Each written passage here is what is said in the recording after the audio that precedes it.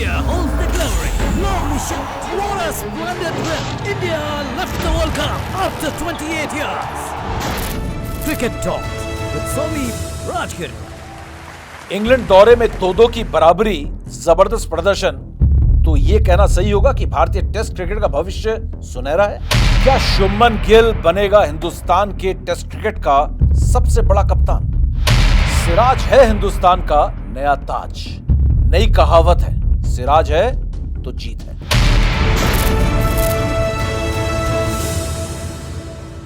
नमस्कार, cricket talks with समीप राजगुरु में आप सबका स्वागत है।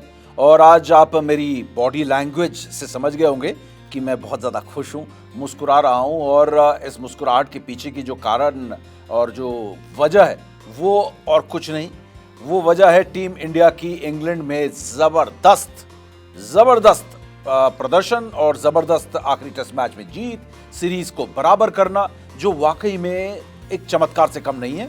और इस चमत्कार के बारे में कहीं ना कहीं हर कोई हिंदुस्तान में बात कर रहा है। और हमेशा मैं कहता हूं कि पॉडकास्ट, क्योंकि ये डिजिटल मीडियम है, ये पॉडकास्ट हो सकता है कि आप 10 साल के बाद देख रहे हो, तो मैं इसलिए टाइमलाइन जरूर बता देता हूं कि कब ये पॉडकास्ट मैं कर रहा हूं। ये पॉडकास्ट मैं कर रहा हूं जब टीम इंडिया ने ओवल टेस्ट मैच ड्रॉ किया, उसके तुरंत बाद ये पॉडकास्ट में मैं आपके साथ यहाँ पर ये क्रिकेट टॉक्स विद समीप राजगुरु कर रहा हूँ, जहां पर भारतीय टीम ने 5 टेस्ट मैचेस, 25 दिन के लगातार क्रिकेट, एक भी टेस्ट मैच ऐसा नहीं हुआ जिसमें 4 दिन का खेल हुआ हो। हर टेस्ट मैच में 5 दिन का खेल देखने को मिला और 25 दिन की लाजवाब क्रिकेट, डिफिकल्ट क्रिकेट, ऐसी क्रिकेट जिसमें हर दिन आपको संघर्ष करना पड़ा है, हर दिन आपको मशक्कत करनी पड़ी है।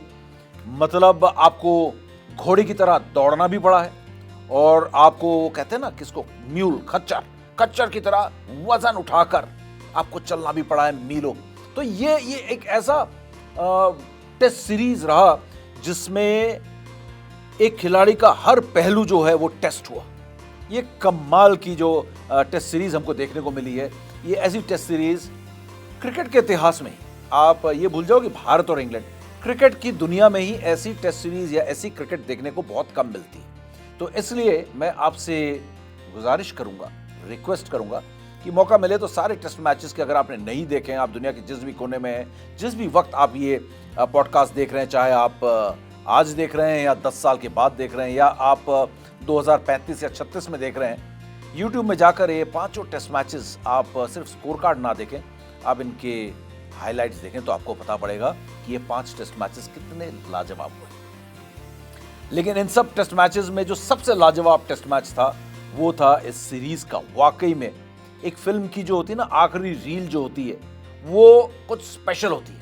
एक स्टार्ट स्पेशल होता है और एक एंड बहुत स्पेशल होता है, जिसमें director, producer, actors, script writers बहुत जबरदस्त तरीके से काम करते हैं। बिल्कुल उसी अंदाज में, फिल्मी अंदाज में ये टेस्ट सीरीज का आखिरी टेस्ट मैच खेला गया। मतलब कमाल का ये टेस्ट मैच रहा ओवल का। टीम इंडिया जब यहां पर पहुंची तो पिछड़ी हुई थी 1-2 से, या कहें 2-1 से इंग्लैंड आगे थी, मेजबान टीम थी। आपको ये टेस्ट मैच जीतना था, और आपको इस सीरीज को बचाना था, क्योंकि अगर आप ये टेस्ट मैच हारते, जैसा कि नासिर हुसैन ने कहा, ये टेस्ट मैच अगर आप ओवल का हार जाते तो 3-1 का स्कोर लाइन कहीं ना कहीं हिंदुस्तान के लिए बड़ा शर्मनाक होता, क्योंकि जिस तरीके की क्रिकेट हिंदुस्तान ने इस पूरे सीरीज में खेली है वो हकदार है या तो बराबर करने का या फिर वो जीतने का। इतनी जबरदस्त क्रिकेट हमने खेली, लेकिन इसके बावजूद भी हम हारते रहे टेस्ट मैचेस, क्योंकि कहीं ना कहीं हमारी जो मैच्योरिटी लेवल है, या हम कहें हमारे जो अनुभव की बात करें तो अनुभव की कमी जो है हमेशा खलती रही। एंड वक्त पर कहीं ना कहीं हम लड़खड़ाए और मैचेस हमने इंग्लैंड को सौंप दिए। इंग्लैंड इस मैच में, अगर इस टेस्ट सीरीज में आगे था, तो वो अपने परफॉर्मेंस से ज्यादा हमारे थोड़ी बहुत बेवकूफियां और थोड़े बहुत गलत समय में गलत परफॉर्मेंसेस की वजह से वो इंग्लैंड आगे था। जिन टेस्ट मैचेस को हमें जीतना चाहिए था, उन टेस्ट मैचेस को हमने गंवा दिया, उन टेस्ट मैचेस को हमने इंग्लैंड को दे दिया। लेकिन आपको याद होगा कि इस सीरीज से शुरू होने से पहले मैंने कहा था कि भारत का टेस्ट फेल, क्योंकि टेस्ट क्रिकेट में कोई ग्रूम करता हुआ खिलाड़ी नजर नहीं आ रहा था भारतीय क्रिकेट से, टीम मैनेजमेंट से। मिडिल ऑर्डर में कौन होगा ये नहीं पता चल रहा था। बॉलर्स की अगर बात करें तो बॉलर्स सेटल लग रहे थे, लेकिन इंग्लैंड में जब लैंड हुए तो पता पड़ा कि बुमराह के बिना आपकी बॉलिंग भी थोड़ी अनसेटल हो रही है। तो कई सारे ऐसे पहलू थे जो इस टेस्ट सीरीज में आपके सामने आए। सबसे बड़ी तो बात थी कि कप्तान शुभमन गिल, क्या वो तैयार है कप्तानी करने के लिए? क्या ये 24-25 साल का लड़का वक्त से बहुत पहले कप्तान बन गया है? क्या वो इतना मैच्योर है? क्या वो इतना दिमाग से इतना मैच्योर हो चुका है कि वो टेस्ट क्रिकेट की कप्तानी कर सके? सडनली जो है आपके रोहित शर्मा और विराट कोहली का रिटायर हो जाना, उससे ठीक थोड़े कई महीने पहले ही, मतलब एक साथ ही कहना गलत नहीं होगा कि अजिंक्य रहाणे और चेतेश्वर पुजारा भी रिटायर हो जाते हैं। अचानक ही आपके टीम के ओपनर्स, मिडिल ऑर्डर, सबका, रविचंद्रन अश्विन, उनको कैसे भूल सकता हूं, स्पिन बॉलिंग का सबसे बड़ा स्पिनर आपका हिंदुस्तान का अब तक का, वो भी गायब। तो अचानक टेस्ट टीम एकदम से खोखली और आपके पास कोई भी खिलाड़ी नहीं। हिंदुस्तान का टेस्ट क्रिकेट फेल। यही थॉट हर किसी के दिमाग में आई और अब यही थॉट जो है कहीं ना कहीं दिमाग से सबके मिट चुके हैं कि भारत ने इंग्लैंड में जो परफॉर्मेंस दिया है, जो प्रदर्शन टीम इंडिया ने किया है। शुभमन गिल की बात करें, 754 रन एक बल्लेबाज के तौर पर, कप्तान के तौर पर 2 टेस्ट मैच में जीत, लाजवाब। एक टेस्ट मैच की जो लॉर्ड्स की हार है उसमें सिर्फ 193 रन बनाने थे, 22 रन से उस मैच को गंवा दिया। वक्त था, सामने एक छोटा सा टारगेट था, लेकिन उसके बावजूद हम लॉर्ड्स का टेस्ट मैच नहीं जीत पाए। वो भी हम जीत जाते तो शायद हम यहाँ पर आज जो 2-2 हुआ है, 3-1 से हम जीत कर इस टेस्ट सीरीज को वापस हिंदुस्तान लौटते, लेकिन वो हुआ नहीं। चलिए, हार जीत लगी रहती है और गलतियां होती हैं और एक युवा टीम सीखती है, लेकिन सवाल ये उठता है कि क्या भारत का टेस्ट क्रिकेट अब वाकई में एक सुनहरे दौर की तरफ ताक रहा है? क्या हम अब कह सकते हैं कि भारत का जो टेस्ट क्रिकेट का फ्यूचर है वो बड़ा ही ब्राइट हो चुका है, सूरज की रोशनी की तरह बिल्कुल जो है हमारा फ्यूचर चमकने लगा है? तो इसका जवाब है कि हाँ, चमकने लगा है, और इसका कहीं कहीं जवाब है नहीं। अभी भी कुछ ऐसे सवाल है जिनके जवाब हमको नहीं मिले हैं। इस टेस्ट सीरीज की अगर बात करें तो इस टेस्ट सीरीज के पॉजिटिव्स की बात करें तो मोहम्मद सिराज ने दिखा दिया कि वो किस लेवल का फाइटर है, किस लेवल का गेंदबाज है। हर किसी ने उसकी तारीफ की। कैच उन्होंने छोड़ा हैरी ब्रूक का जब 19 रन पर थे और 118-19 का कुल इंग्लैंड का स्कोर था, वहां से 306 बना दिए उन्होंने। 195 रनों की साझेदारी कर दी चौथे विकेट के लिए यहाँ पर जो रूट और हैरी ब्रूक ने, और पूरी तरीके से टीम इंडिया को बाहर कर दिया।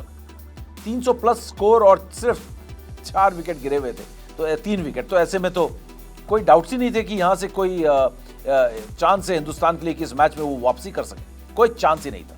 लेकिन वहां से क्या कमबैक टीम इंडिया ने किया।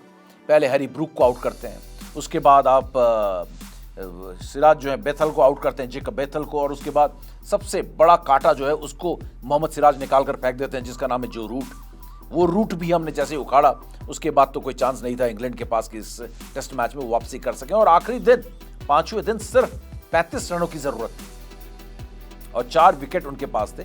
3 विकेट मैं कहूंगा। क्रिस वोक्स तो बड़ी दाद देनी होगी, जितनी तारीफ की जाए कम है, क्योंकि क्रिस वोक्स इस टेस्ट मैच में एक हाथ से बल्लेबाजी करने उतरे। एक हाथ उनके स्वेटर के नीचे स्लिंग में बंधा हुआ था और एक हाथ में बल्ला लिए वो बैटिंग करने चले आए। क्या सिखाता है खेल? खेल सिखाता है कि लड़ो, फाइट, हार मत मानो। तो ये चीज क्रिस वोक्स ने दिखाई, अपने देश के लिए वो लड़े, क्रिकेट का पैशन उन्होंने दिखाया। इतने सारे पॉजिटिव्स क्रिस वोक्स ने दिखाया कि हम सब के लिए कहीं ना कहीं एक लेसन है। चाहे आप किसी भी प्रोफेशन में या जो भी आप करते हो, उसके उस आदमी के लिए, उस इंसान के लिए एक सबक है कि क्रिस वोक्स ने जो आखिर में बैटिंग करने के लिए उतरे, एक हाथ में बल्ला लिए, लाजवाब। लेकिन अब बात आती है टीम इंडिया की। यहां पर इस टेस्ट सीरीज में सबसे बड़ी जो बात आती है, 3 बातें आती हैं। क्या आपकी टेस्ट क्रिकेट जो है वो बच गई? क्या आपके टेस्ट के जो प्लेयर्स हैं उनके पास वो स्किल सेट है कि वो टेस्ट क्रिकेट खेल सकते हैं? क्या हम उनकी तुलना कर सकते हैं कि ये अब गोल्डन जनरेशन ने जो क्रिकेट खेली, हमारे सौरव गांगुली, सचिन तेंदुलकर, राहुल द्रविड़, वीवीएस लक्ष्मण, वीरेंद्र सहवाग, इन्होंने जो क्रिकेट खेली, ये वही क्षमता रखते हैं कि, या वही काबिलियत रखते हैं कि ये वो क्रिकेट खेल सकते हैं? Test cricket, test cricket. क्या इनके पास इतनी मेंटल स्ट्रेंथ है? क्या इतना टेम्परामेंट है कि ये इतनी लंबी क्रिकेट खेल सकते हैं? दूसरा। और तीसरा, क्या इस टीम के पास ऐसे खिलाड़ी हैं जो सेना कंट्री में जाके, जो हमने बहुत कम किया है, ना के बराबर, सेना कंट्री में जाके लगातार सीरीज जीत सकते हैं। ऑस्ट्रेलिया में हमने सीरीज जीती है, लेकिन इसके अलावा हमने सीरीज बहुत कम जीती है। इंग्लैंड में जीत की अगर बात करें, 2007 में हम आखिरी बार सीरीज जीते थे। और हिंदुस्तान के क्रिकेट इतिहास में अगर हम बात करें तो 3 ही बार ऐसा हुआ है 1932 से, जब हम सीरीज बराबर करके लौटे हैं, या जीते हैं या हारे हैं। कपिल देव की कप्तानी में 1986 में हम जीते थे, उसके बाद 2007 में जीते। तो ये लंबे लंबे गैप्स है हमारे जीतने में। लेकिन क्या इन सारे सवालों का जवाब मिल गया? क्या हमारे, आप मानते हैं इस टीम के पास वो मेंटल स्ट्रेंथ है? क्या इस टीम के पास वो क्या कहते हैं स्किल सेट है? क्या ये टीम वो सेटल्ड है बैटिंग ऑर्डर और बॉलिंग के लिहाज से? एक सेटल्ड टीम आपको मिल गई है जो टेस्ट क्रिकेट खेलने के लिए तैयार है। तो चलिए एक एक करके तीनों मुद्दे पर हम बात करते हैं, क्योंकि इस टेस्ट सीरीज में जश्न मनाने के लिए बहुत कुछ है, लेकिन सीखने के लिए भी बहुत कुछ है।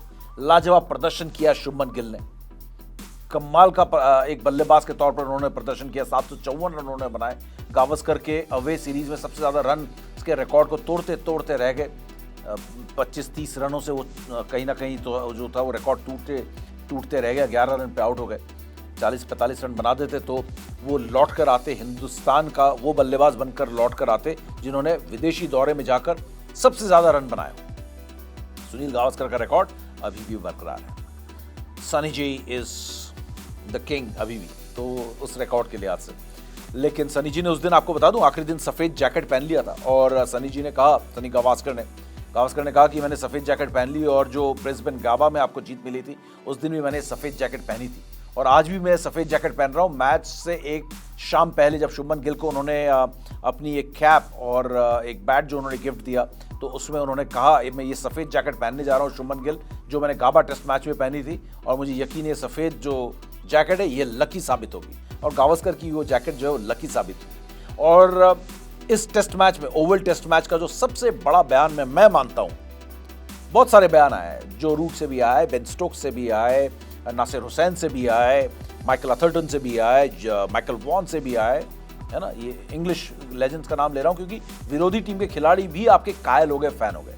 लेकिन मैं अपने देश के जो सबसे बड़े बल्लेबाज, या मैं कहूं जिसका मैं सबसे बड़ा फैन हूं, सुनील गावस्कर, उनके बयान को बहुत ज्यादा तवज्जो देता हूं, क्योंकि गावस्कर ने कहा है कि इससे बड़ी जीत, ओवल में जो जीत मिली है, इससे बड़ी जीत हिंदुस्तान ने कभी दर्ज नहीं की है।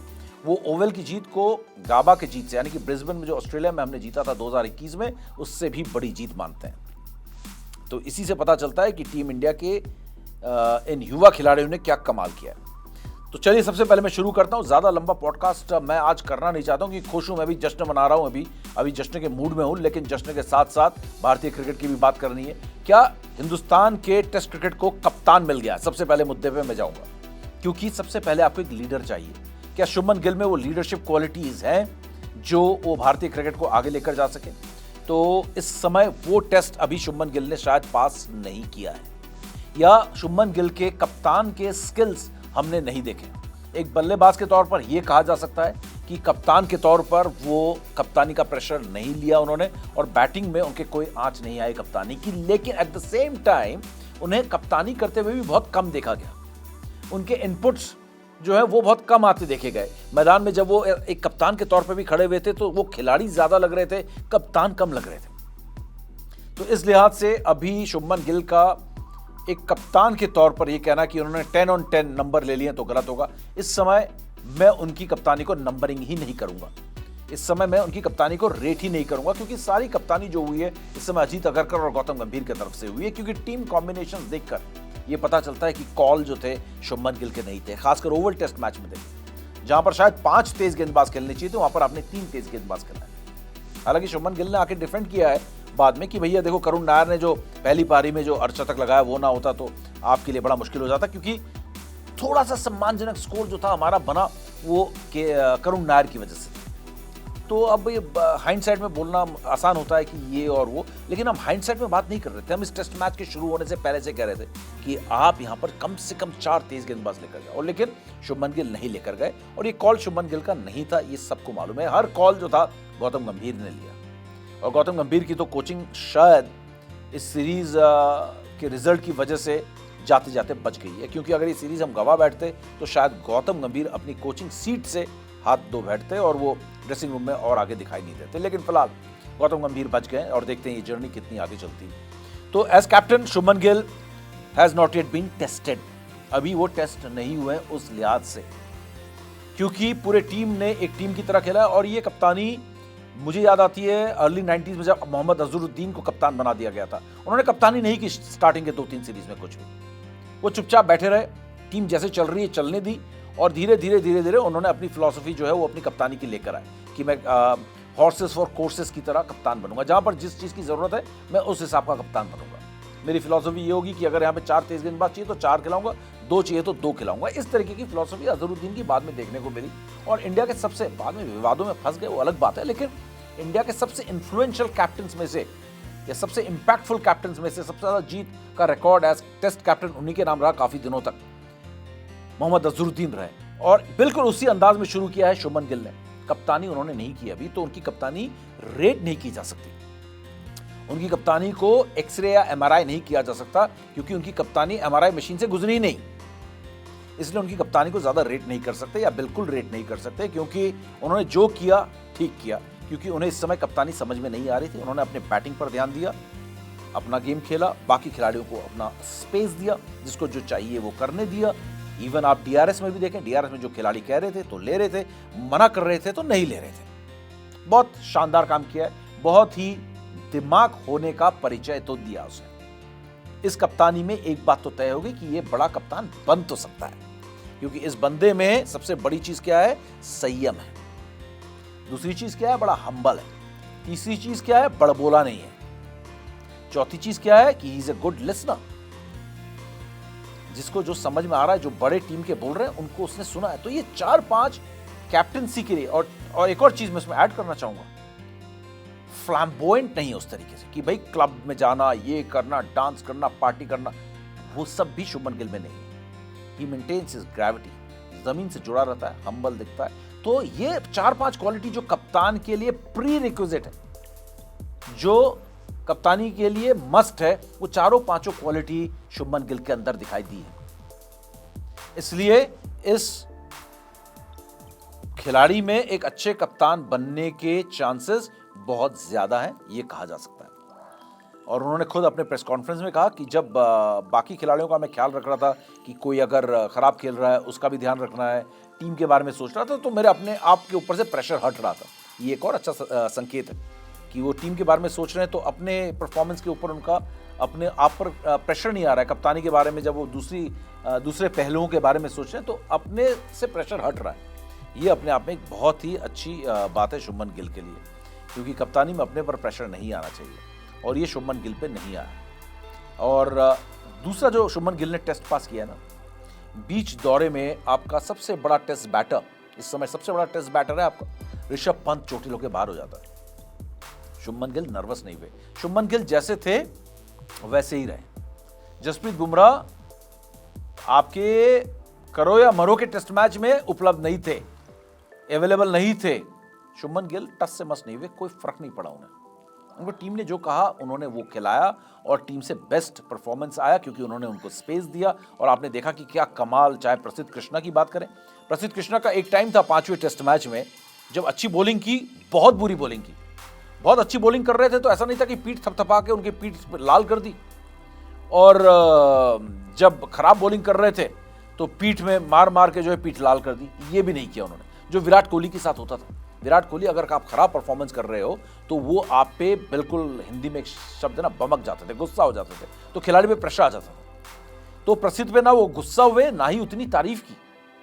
सिराज के साथ भी उन्होंने वही किया। कैच, उन्होंने इतना इंपॉर्टेंट कैच हैरी ब्रूक का बाउंड्री लाइन पे छोड़ा और उसने सेंचुरी लगा दी जब वो 19 रन पे था। शुभमन गिल ने कुछ नहीं कहा उसे, एक शब्द शुभमन गिल ने मोहम्मद सिराज से कहा हो तो, या कोई ऐसा एक्सप्रेशन दिखा दिया, थोड़ा सा सर पे हाथ रखा, ओके आगे बढ़ो।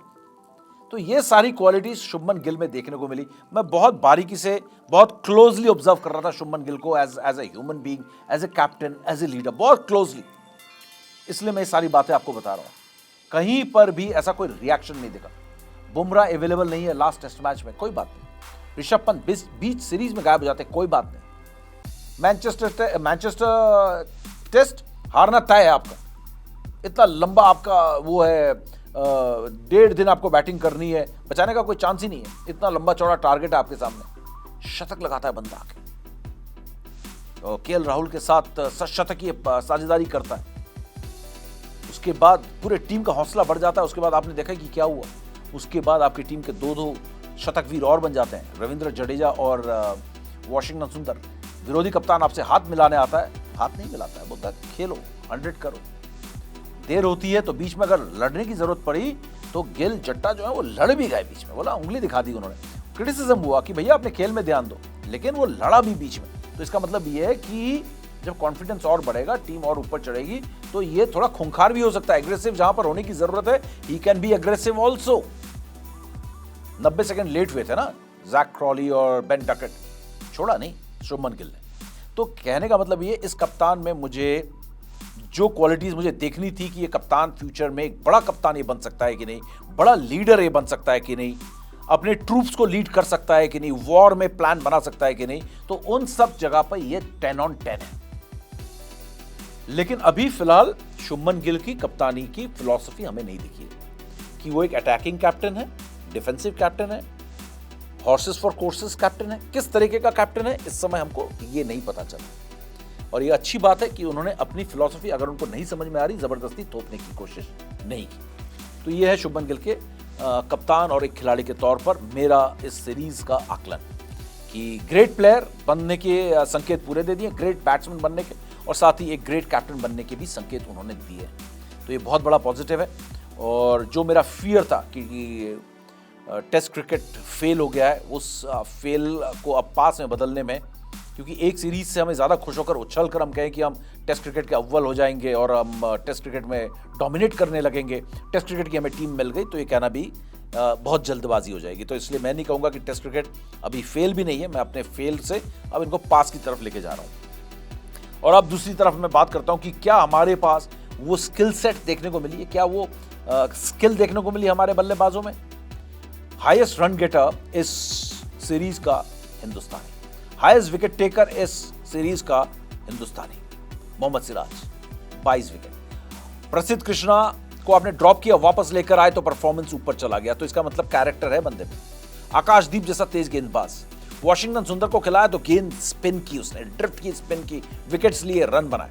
रविंद्र जडेजा एवरग्रीन, 36 साल का हो गया, 15-16 साल खेलते हुए हो गए, लेकिन खेलते हुए ऐसा लगता है कि कोई 16 साल का है ना, कोई चीता जो है यहाँ पे, वो उस तरीके की फुर्ती अभी भी दिखाई देती है, चाहे बैटिंग हो बॉलिंग हो।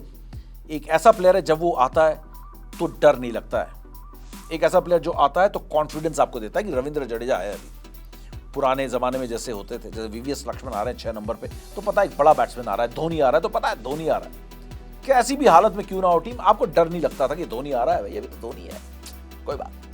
तो वो वाला comfort factor, confidence factor Ravindra Jadeja आपको टीम को दे रहे हैं। 36 साल के हैं, मुझे लगता है 2-3 साल की क्रिकेट अच्छी खासी उनमें बची थी, क्योंकि वो भी बहुत ही सीरियस और बहुत ही, सिर्फ क्रिकेट के अलावा कोई डिस्ट्रैक्शन नहीं है उसके लाइफ में।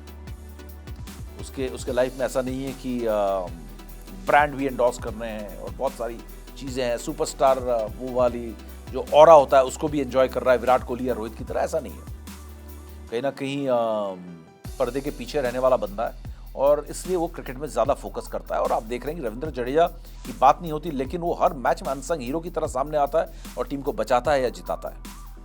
तो ओवरऑल अगर स्किल सेट की बात करें, इस टीम में स्किल है, बहुत ज़बरदस्त स्किल है कि ये स्किल को अब ग्रूम करने की, तराशने की ज़रूरत है। हीरे तो हैं ये, लेकिन इनको तराशने की और ज़रूरत है, क्योंकि सारे यंगस्टर्स हैं। किस किस को तराशना है? खासकर यशस्वी जायसवाल को तराशना है। पहले मैच में 100 करते हैं, आखिरी मैच में आके 100 करते हैं। क्यों भाई? बीच में क्यों शांत हो जाता है बल्ला? क्योंकि कहीं ना कहीं आपका टेम्परामेंट ऐसा है कि आप कैजुअल हो जाते हो, आप में एक ओवर कॉन्फिडेंस आ जाता है, आप फाइनली इन सारी वजहों से आप ढीले पड़ जाते हो और आपको लगता है कि रन बनाना तो बहुत आसान है, मैं तो बहुत अच्छा हूं पढ़ने में, हर एग्जाम में मैं 100 नंबर लूंगा, और आके बीच में पूरा सीरीज उनका फ्लॉप चले जाता है। जब वो फोकस करते हैं तब वो रन बनाते हैं। इसका मतलब क्या है कि यशस्वी जायसवाल में काबिलियत है, स्किल है, प्रॉब्लम है टेम्परामेंट की, उसको सुधारने की जरूरत है। तो स्किल इस टीम के अंदर है। विकेट कीपर की बात करें, ध्रुव जुरैल जो सेकंड विकेट कीपर अब आपके सामने आए, वो भी जबरदस्त विकेट कीपर मिला है इंग्लैंड में। अब बात उठती है, क्या ये एक सेटल टीम बनी है? अब गौतम गंभीर का रोल यहां पर आता है कि इस टीम को एक सेटल्ड यूनिट बनाए और आगे आने वाले टेस्ट मैचेस में भी, वो सीरीज में जैसे वेस्ट इंडीज आने वाली है, उसके बाद साउथ अफ्रीका आने वाली है, उसके बाद न्यूजीलैंड आएगी, लेकिन वो अगले 2026 में आएगी। T20 वर्ल्ड कप के बाद वो न्यूजीलैंड का दौरा हिंदुस्तान में होना है, तो उसमें वक्त है। लेकिन 2 सीरीज लगातार है, वेस्ट इंडीज और साउथ अफ्रीका, दोनों को क्लीन स्वीप करना चाहिए क्योंकि आप होम में खेल रहे हैं। ये गौतम गंभीर का अब काम है कि कहीं ना कहीं एक सेटल टीम यहां से बनाए, क्योंकि कोचिंग की जॉब तो उनकी जाएगी नहीं, क्योंकि टीम ने इंग्लैंड में कमाल कर दिया है, तो आप कोच को कैसे हटा सकते हो। तो यहां पर सबसे बड़ी जो आपकी चुनौती है कि आपको इस समय 3 नंबर कौन है आपको पता नहीं है, क्योंकि साई सुदर्शन के स्किल पर मेरे को अभी भी डाउट्स हैं। आप वॉशिंगटन सुंदर को क्या 3 नंबर पे प्रमोट कर सकते हो? जैसा कि आपने इतिहास उठा के देखें तो बहुत खिलाड़ियों ऐसे प्रमोट हुए, चाहे वो ऑस्ट्रेलिया के स्टीवन स्मिथ हो, हिंदुस्तान के रवि शास्त्री हो, 9 नंबर से ओपनर बने, मनोज प्रभाकर हो। वॉशिंगटन सुंदर अगर डोमेस्टिक में नंबर 3 और ओपन और नंबर 4 खेल सकते हैं, तो नंबर 3 खेलने की काबिलियत वॉशिंगटन सुंदर ने हर किसी से ज्यादा दिखाई है जो 3 नंबर पर खेलें, चाहे वो करुण नायर हो, चाहे वो साई सुदर्शन हो। अभिमन्यु ईश्वरन को आपने मौका ही नहीं दिया, तो उनका तो मुझे लगता है कि करियर पे पर्दा डल गया, कर्टन्स। तो कहीं ना कहीं 3 नंबर पर आपको ये जो गुत्थी है, पहेली है, ये सुलझानी पड़ेगी 3 नंबर की, क्योंकि 3 नंबर में चेतेश्वर पुजारा के जाने के बाद Rahul Dravid, Cheteshwar Pujara back to back आते रहे, कभी कोई प्रॉब्लम नहीं हुई, लेकिन ये प्रॉब्लम आपको बहुत चुभेगी बड़े मैचेस में। आप ये ना भूलें कि इंग्लैंड की बॉलिंग भी बहुत ज्यादा अनसेटल्ड रही है इस पूरे सीरीज में। इस सीरीज में इंग्लैंड के भी बड़े बड़े गेंदबाज, चाहे गेस एटकिंसन की बात करें, आखिरी मैच में आए, मार्क वुड इंजर्ड थे, जोफ्रा आर्चर ने सिर्फ 1 टेस्ट मैच खेला है, आपको याद ही है कि जिमी एंडरसन की बात करें, हाल में वो रिटायर हो गए। तो कहीं ना कहीं इनकी भी, इंग्लैंड की भी बॉलिंग बहुत वीक थी। स्पिनर के नाम पे कोई स्पिनर नहीं था, उनके पास एक शोएब बशीर थे, जो कि मुझे लगता है कि हर रणजी ट्रॉफी टीम में, जो बड़ी रणजी ट्रॉफी की टीम है, मुंबई की, दिल्ली की, या कोई बड़ी जो हमारी जो तमिलनाडु की टीम है, शोएब बशीर उसके रणजी ट्रॉफी टीम में भी नहीं खेल सकते, उस लेवल के वो स्पिनर थे। तो टीम इंडिया के बल्लेबाज उस लिहाज से चैलेंज नहीं हुए बॉलिंग के लिहाज से, लेकिन अवे सीरीज का चैलेंज, प्रेशर एक अलग होता है, इसलिए आप उसको ये नहीं कह सकते उनकी बॉलिंग कमजोर थी। लेकिन इंग्लैंड के लिहाज से इंग्लैंड कमजोर थी, इंग्लैंड की बॉलिंग इससे ज्यादा मजबूत हो सकती थी। ऐसे में भी अगर 3 नंबर में मौकों के बावजूद, अगर आप बात करें, करुण नायर को 6 मौके मिले, सिर्फ 1 अर्धशतक आया, तो करुण नायर तो किसी नंबर पर फिट नहीं हो रहे। तो ये एक कुछ कड़े फैसले टीम इंडिया के टीम मैनेजमेंट को लेने पड़ेंगे। 3 नंबर पे वॉशिंगटन सुंदर को ग्रूम करने की जरूरत है। साई सुदर्शन को इस समय बाहर बिठाएं, क्योंकि साई सुदर्शन का बल्ला नहीं चल रहा है, 1 अर्धशतक जरूर आया है, लेकिन वो टैलेंट नहीं दिख रहा है साई सुदर्शन में कि वो टेस्ट में उस तरीके से ग्रूम हो सकते हैं। थोड़े दिन अगर बाहर बिठाएंगे तो वो सीखेंगे। गौतम गंभीर को समझना होगा कि ज्यादा आप अगर कॉन्फिडेंस कम हो और उसको खिलाते रहें, तो वो अगर फेलियर ज्यादा आ जाएंगे, तो वो फिर उसका कॉन्फिडेंस एक बार टूट गया तो वो कभी आ नहीं सकता। तो ऐसे में वॉशिंगटन सुंदर एक ऐसा आपको टैलेंट मिला है जो 3 नंबर पे बल्लेबाजी और जरूरत पड़ने पे गेंदबाजी भी आपको करके देगा बेहतरीन, जो रूट की तरह। तो यहां पर यह है कि टीम को अब सेटल करने की जरूरत है, जो इस टेस्ट क्रिकेट के भविष्य को सुनहरा बना सके। और बात होगी स्किल सेट की, बात होगी टेम्परामेंट की। टेम्परामेंट के लिहाज से अगर आप बात करोगे तो इन सारे खिलाड़ियों के टेम्परामेंट में अगर एक ऑन अ स्केल ऑफ 10 की बात करें तो इन्हें 12 देना पड़ेगा। 10 on 10 नहीं, ये 12 है। और ये एक बहुत बड़ी वजह है क्योंकि इंटरनेशनल प्लेयर्स के साथ खेलने का जो एक्सपोजर आईपीएल में अब आपको मिलता है, क्योंकि हर मैच में हमारे खिलाड़ियों ने इंग्लैंड दौरे में ये बता दिया, इतनी छोटी टीम गई थी, भारतीय क्रिकेट इतिहास की सबसे कमजोर टीम इंग्लैंड का दौरा कर रही थी। आपको मैं बता दूं, इससे ज्यादा कमजोर टीम कभी नहीं गई है। किसी ने शायद नहीं सोचा होगा, इंक्लूडिंग मी, कि यहां से हम 2-2 की बराबरी करके आ जाएंगे। किसी ने सोचा होगा तो वो कहते हैं ना, सट्टा लगाया होगा कि भाई गैम्बल, 2-2 की बराबरी, 3-1 से जीत के आ जाएंगे। ये सब कहने वाली बातें होती हैं, लेकिन इंग्लैंड से आपने ये नहीं सोचा होगा कि सीरीज बराबर करके आ जाएंगे। आप पिछले 2 सीरीज हार के आए हो, जिसमें विराट कोहली, रोहित शर्मा, हर कोई था। आप सीरीज हार के आए हो 2018 में, 2021 में आप हार के आए हो 3-1, 4-1, आप सीरीज हार के आए हो। वहां से इतने बड़े बड़े दिग्गज गेंदबाज, बॉलर्स, बैट्समैन सब थे, लेकिन आप जीत के नहीं आए। लेकिन इन बच्चों ने जाके जो टेम्परामेंट दिखाया, इसमें 10 में से 10 नहीं, 10 में से 12 नंबर इनको देने पड़ेंगे, जो कि मैं भविष्य के लिहाज से यहां पर बात कर रहा हूं कि टीम इंडिया के लिए बहुत ही कमाल की बात है। और हर मैच में जिस तरीके से हमारे गेंदबाजों ने गेंदबाजी की है, कम से कम गेंदबाजी के लिहाज से आप बहुत सेफ जोन में हैं। बैटिंग में तो है ही, गेंदबाजी के लिहाज से भी ऐसा नहीं है कि शमी देखिए रिटायर हो गए, एक तरह से, माफ कीजिएगा, रिटायर नहीं हुए, लेकिन मतलब वो बाहर हो गए। अब उनके वापस आते हुए मुझे अब उनके आसार बड़े कम दिखाई दे रहे हैं। बुमराह की अगर बात करें, मुझे नहीं लग रहा टेस्ट क्रिकेट में ज़्यादा लंबा समय और वो खेलने वाले हैं। वाइट बॉल पे फोकस करने जा रहे हैं वो, क्योंकि उनकी बॉडी, उनकी बैक जो है वो कहीं ना कहीं अब इतना साथ नहीं दे रही है। वर्कलोड मैनेजमेंट ना सिर्फ सीरीज़ के दौरान बाहर बैठ के करते हैं, जब अंदर होते हैं तब भी वर्कलोड मैनेजमेंट होता है। लेकिन बॉलिंग के लिहाज से आपके पास एक बहुत ज़बरदस्त टैलेंट पूल है, चाहे वो सिराज जो कि इस समय leader of the bowling attack लग रहे हैं, साथ में प्रसिद्ध कृष्णा हो, आकाशदीप हो, अर्शदीप हो, कमाल की बॉलिंग अटैक आपकी यहाँ पर इस समय नजर आ रही है। तो ऐसे में टीम इंडिया की अगर बात करें, जो इंग्लैंड का दौरा था, इसने कई सारी खुशखबरियां एक साथ भारतीय क्रिकेट को दी हैं और बहुत सारा सुकून और राहत भी हर फैन, हर क्रिकेट जर्नलिस्ट को दी है, जिसमें से एक मैं भी हूं, जिसको ये डर लग रहा था कि भारतीय टेस्ट क्रिकेट जो है अब खत्म हो चुकी है। लेकिन इस सीरीज के बाद ये लग रहा है ये टेस्ट का जो भविष्य है टीम इंडिया का या भारतीय टेस्ट क्रिकेट जो है वो खत्म नहीं, एक नई शुरुआत यहाँ पर हुई है और एक जबरदस्त शुरुआत हुई है, एक सुनहरे फ्यूचर, एक भविष्य की एक जबरदस्त उम्मीद यहाँ पर नजर आने लगी। आई होप आप लोगों के पास भी बहुत सारी ऐसी बातें होंगी जो आप मेरे साथ शेयर करना चाहते होंगे, तो जरूर शेयर करें आप। India TV cricket YouTube channel में भी हम आते हैं, वहाँ पर भी हम आपसे रोज इंटरेक्ट करते हैं, बात करते हैं, आपकी बातों का जवाब भी देते हैं। इंडिया टीवी क्रिकेट में भी आप जुड़े हैं और साथ में क्रिकेट टॉक्स विद समीप राजगुरु में आप अपने कमेंट्स भी भेजें, जिससे कि मुझे भी बहुत कुछ सीखने को और समझने को मिलता है और बहुत मज़ा आता है आपकी बातें पढ़कर, क्योंकि हर कोई यहाँ का क्रिकेट फैन जो है ना हिंदुस्तान का, बड़ा एजुकेटेड है क्रिकेट के बारे में, सबके पास मास्टर्स और पीएचडी है। तो इसलिए आप अपने पीएचडी के लिहाज से अपने अपने पॉइंट्स भी क्रिकेट टॉक्स विद समीप राजगुरु में कमेंट्स के तौर पर ज़रूर लिखें, उनको पढ़ के बहुत मज़ा आता है। आई होप आपको मज़ा आया। तो नेक्स्ट पॉडकास्ट में दोबारा आपसे मुलाकात होगी, लेकिन ऐसे पॉजिटिव बातचीत करते हुए जो मज़ा आता है उसका किसी बात से मुकाबला ही नहीं हो सकता है। Thank you so much. अपना ध्यान रखो, स्वस्थ रहो, मस्त रहो।